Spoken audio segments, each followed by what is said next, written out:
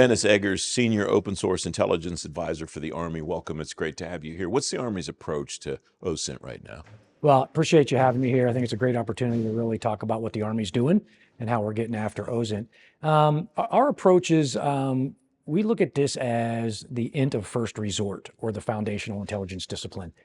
That's how we view it, to make it a very professional discipline and to actually make it seen as a discipline. I think that what we have is a narrative out there sometimes that anybody can do OSINT, and if you're looking at publicly available information, then that means you're doing OSINT, which is not true. There is tradecraft to it.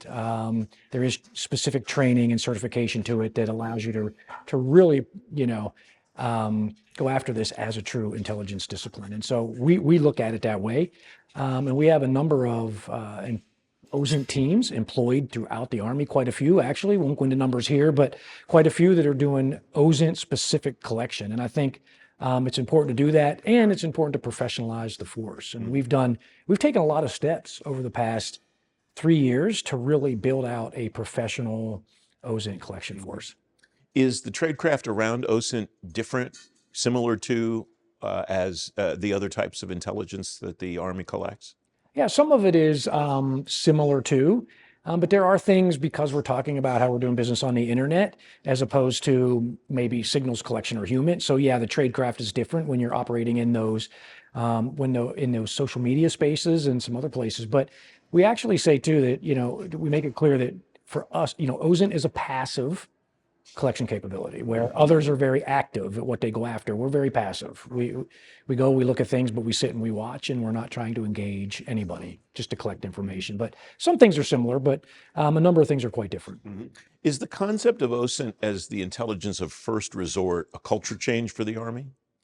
I'll talk Army intelligence instead of Army writ large. But for Army intelligence, I think yes, in the sense that we started to realize in a number of the things that we were doing that OSINT played a very key and crucial part, and that if you went to it first and got information, because there's a vast amount of information out there, right, publicly available, that I don't think a lot of folks understand or can wrap their head around. But there's a lot, and if you can harness that and you can get that information first and use it to inform other intelligence disciplines, and then you're synchronizing efforts. So it was a bit of a culture shift, I think, inside of Army Intel, and we're still working on that today. But I do think that for us inside of the community, they have embraced it. I will tell you that, again, we've had some great champions behind this in the Army that have just really driven us forward. Major advancements in the last 3 years that just, we had a discipline that was focused on training. Mm-hmm. That's it, 3 or 4 years ago.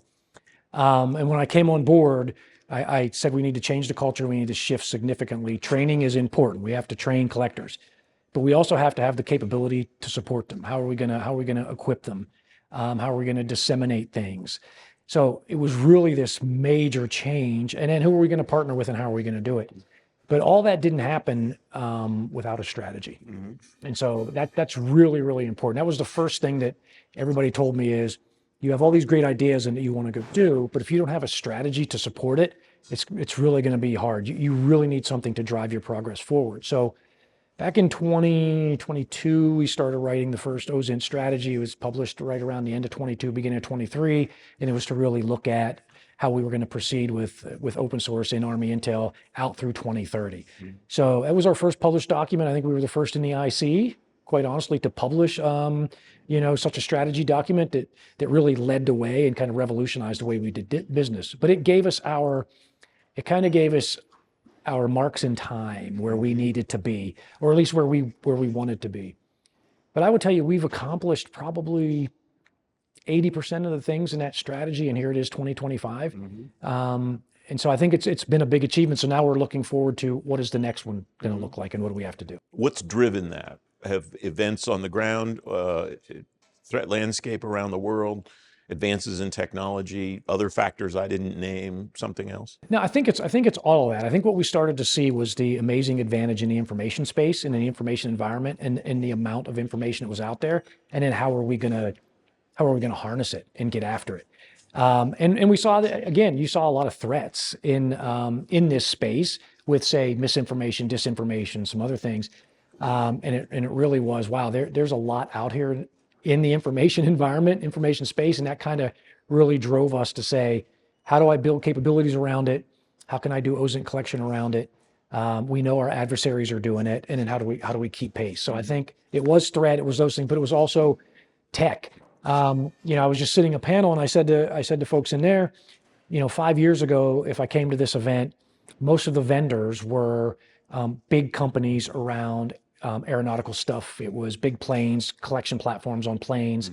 If you look around today, I think almost all of them were tech companies, advancing tech, flexible, agile, adaptable, quick to market, software as a service. Like this is AI enabled. And so I think that in this information space really started to drive the way we're going to do things. Dennis, it's great to have you here. Thanks for your time today. I wish we could go longer. Appreciate it. Thanks for having me.